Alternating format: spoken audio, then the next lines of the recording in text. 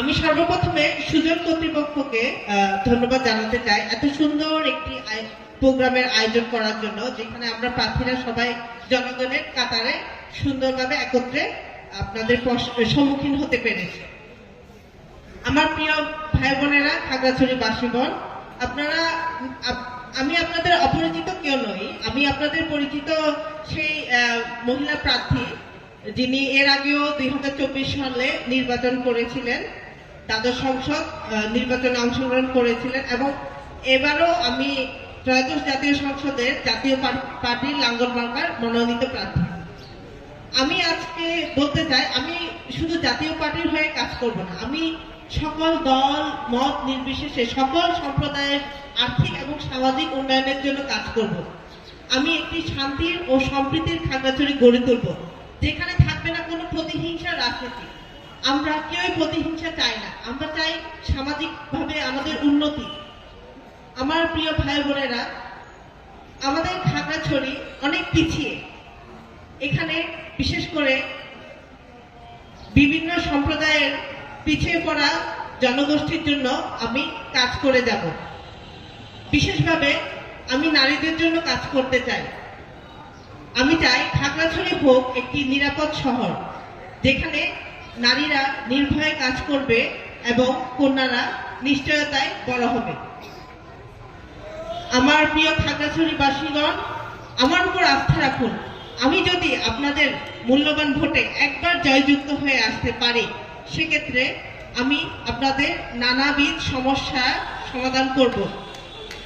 বিশেষ করে আমরা জানি এখানকার সবচেয়ে বড় চ্যালেঞ্জ হচ্ছে শান্তি ও সম্প্রীতির রক্ষা। এলাকার শান্তি ও সম্প্রীতির রক্ষার্থে যা যা প্রয়োজন আমি তার সবকিছু করণীয় করব। আপনারা আমার উপর শুধু একটিবার আস্থা রাখুন, একটিবার আপনাদের ভোটে জয়যুক্ত করুন। দেখবেন খাগড়াছড়ি হবে একটি শান্তি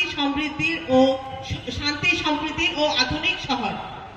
তাছাড়া এলাকার কলকারখানার উন্নয়ন, আইনের সুশাসন, বেকার ও দুর্নীতিমুক্ত প্রতিষ্ঠান গড়ে তুলতে, যোগাযোগ ব্যবস্থা সম্প্রসারণ করতে আমি সর্বদা কাজ করব।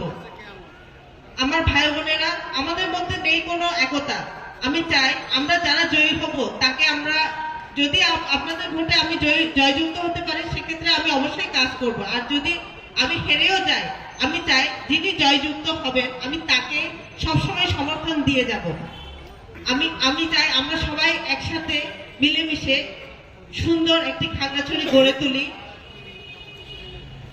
আমার সময় খুবই স্বল্প, আমি তো চাই যে আপনাদের সাথে আরো কিছুক্ষণ কথা বলতে, কিন্তু সেটি আমার দ্বারা সম্ভব হবে না। আমি তারপরও আপনাদের মনের ভিতরে ঢুকতে চাই। আপনাদের ভোট সেটা মন থেকে আসে, আমি জানি। আমি আপনাদের কন্যা, আমি আপনাদের কারো ভোট, আমি আপনাদের এই এলাকারই সন্তান। আপনারা আমার উপর আস্থা রাখুন। আমি আমার সর্বশেষ সারা জীবন চেষ্টা করে যাব আপনাদের উন্নতির জন্য কাজ করতে, নারীদের জন্য নিরাপদ শহর গড়ে তুলতে, একটি অসাম্প্রদায়িক সমাজ গড়ে তুলতে। আপনারা আমার জন্য আশীর্বাদ করবেন, দোয়া করবেন। আমি আপনাদের জন্য সবসময় যেন এভাবে কাজ করে যেতে পারি, আপনাদের সুখে দুঃখে থাকতে পারি। ধন্যবাদ সবাই।